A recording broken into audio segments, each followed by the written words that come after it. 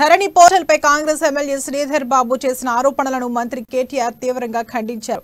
ధరణిని రద్దు చేయడం, ప్రగతి భవన్ ను బద్దలు కొట్టడం, బాంబులతో పేల్చేయాలనడం కాంగ్రెస్ విధానమా అని కేటీఆర్ కాంగ్రెస్ సభ్యులను సూటిగా ప్రశ్నించారు. ధరణి పోర్టల్ తో రైతులు సంతోషంగా ఉన్నారని కేటీఆర్ స్పష్టం చేశారు.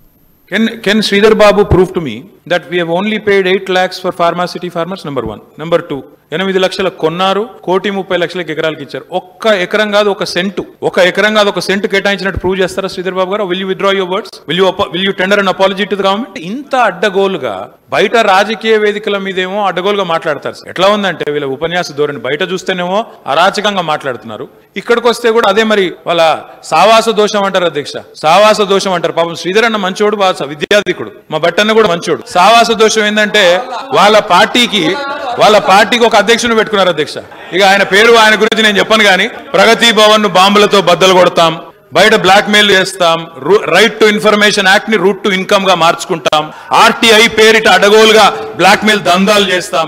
అధ్యక్ష అందరికీ తెలుసు అధ్యక్ష.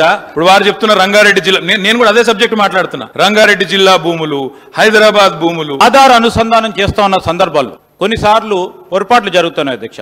లింక్ డాక్యుమెంట్ లో ఒకరి పేరు, ధరణిలో మరొక పేరు వస్తా ఉంది. దానికి సంబంధించి అనేక ఇష్యూస్ ఏర్పడతా ఉన్నాయి. యాజమాన్య పేర్లు ఒకేలా ఉన్న సందర్భంలో ఒకరి భూమి మరొక రైతు ఖాతాలో పోతా ఉంది. కుటుంబ యజమాని తన భూమిని ఒకరికంటే ఎక్కువ మందికి గిఫ్ట్ ఇవ్వాలనుకుంటే ఒకే డాక్యుమెంట్ ద్వారా ఇచ్చే అవకాశం లేదు. సో నేనేమంటున్నాను, ఒకే డాక్యుమెంట్ ద్వారా ఇచ్చే అవకాశాన్ని మరి మీ సాఫ్ట్వేర్ లో పెట్టే అవకాశం ఉంటే తహసీల్దార్ కూడా ఈజీగా ఉంటుంది. ఏదైనా సర్వే నెంబర్లో కొంత భూమి న్యాయ వివాదంలో ఉంటే అధ్యక్ష, సర్వే నెంబర్లోని మొత్తం నిషేధిత జాబితాలో పోతా ఉంది. ఉదాహరణకి మా భూమి కూడా ఆ విధంగానే పోయింది. సో అనేక సందర్భాల్లో ఎక్కడ ఇబ్బంది అవుతాను. భూసేకరణలు భూమిలో కోల్పోయి చెందిన రైతుల భూమి సర్వే నెంబర్లు కూడా నిషేధిత జాబితాలో చేర్చారు కనుక